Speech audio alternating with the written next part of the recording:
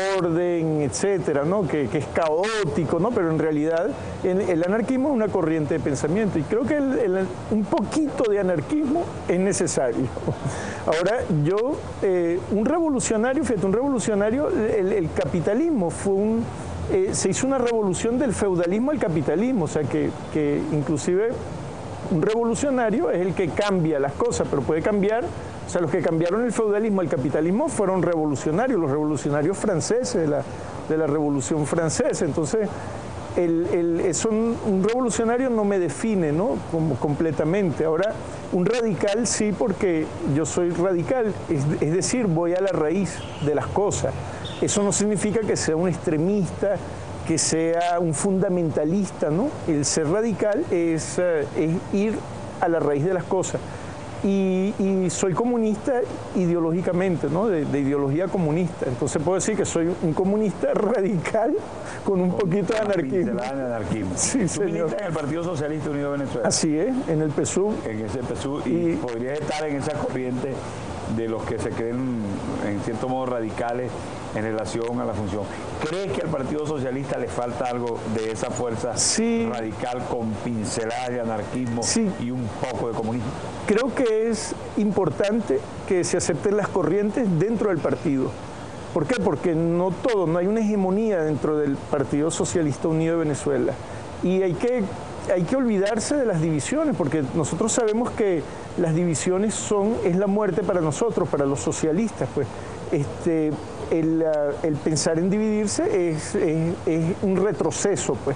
Pero yo sí creo que debe haber diferentes corrientes donde las personas pueden militar dentro del partido en una corriente determinada y que esas corrientes, bueno, puedan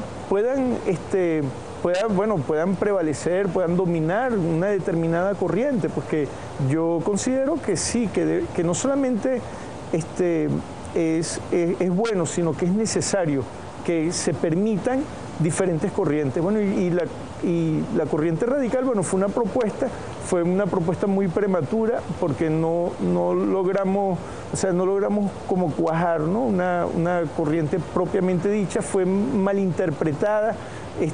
Corrimos el riesgo de que se integrara mucha gente que en realidad no estaba con una corriente, sino que en realidad querían dividir, ¿no? Y entonces eso hubo que pararlo, pero la intención sigue en pie.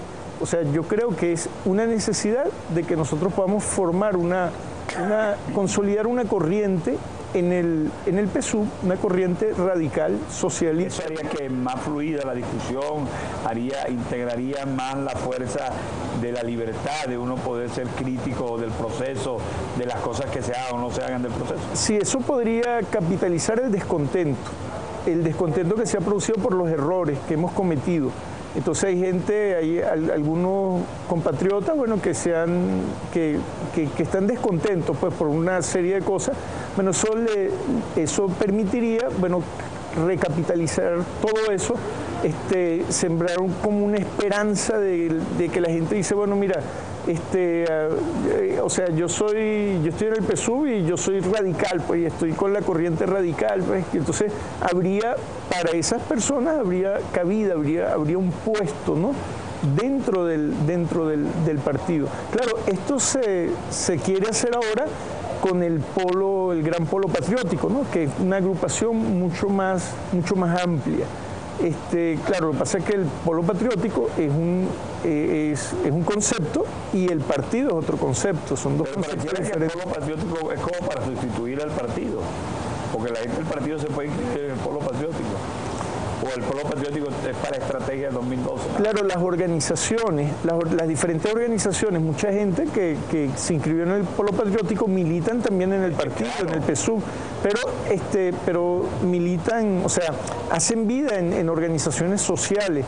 Eso está bien, eso es importante porque cuando se evaluó la unidad, y la unidad era el Consejo Comunal y la organización se dio alrededor de la situación geográfica, o sea, de la vivienda, ¿ves? Y eso creo que no fue lo más adecuado porque mucha gente, por lo menos en las ciudades, en las urbes, no hacen vida en el sitio donde viven, sino en el sitio donde trabajan o donde estudian.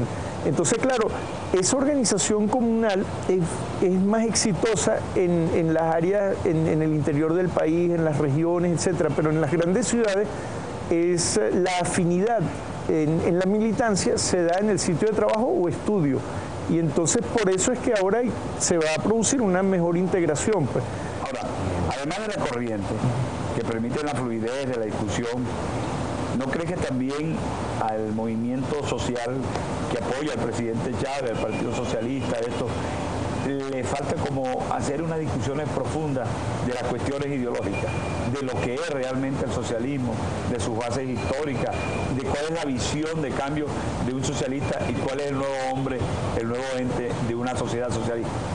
Así es, eso es una deuda que hay con la militancia, que se comenzó a trabajar, que es la formación ideológica, se hicieron los cuadernos, etcétera, pero no fue constante, ¿no? Entonces es importante empezar desde la filosofía, ¿no? Y empezar a discutir la filosofía del socialismo y pasar luego a lo que es el concepto del Estado.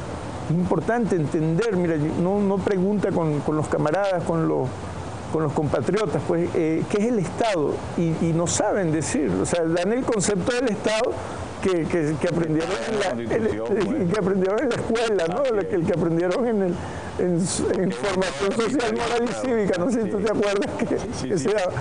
Entonces dicen, no, Estado es territorio, población y tal cosa, ¿no? O sea, que, ahora, ¿para Eduardo Samán qué es el socialismo del siglo XXI? Sí, mira, es diferente al socialismo real porque el tema de la propiedad social directa, ¿no? Esa es la principal diferencia. El socialismo real, la forma de propiedad sobre los medios de producción es la propiedad social indirecta, o sea, la propiedad estatal.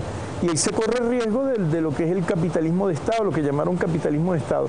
El socialismo del siglo XXI no es el capitalismo de Estado, no es lo que se ensayó en el siglo pasado, pues en 1900, en la Unión Soviética o en los países del bloque socialista, que bueno, que para ellos esa experiencia fue un avance, porque países como China salieron de un régimen feudal, como Rusia, etcétera, y bueno, y fue un avance, pero que no se terminó de implementar. Pues, ¿por qué? Porque no avanzó, fue muy dogmático, fue una manera de implementar el socialismo de forma dogmática. Me va a responder al regreso. ¿Es más amplio, más democrático el socialismo del siglo XXI de lo que fue el socialismo real o existente de la Unión Soviética o la Europa del Este, esa que militaba en el socialismo o en el comunismo? Ya regresamos con Eduardo Samán para seguir conversando aquí en Parafraseando con Franzo.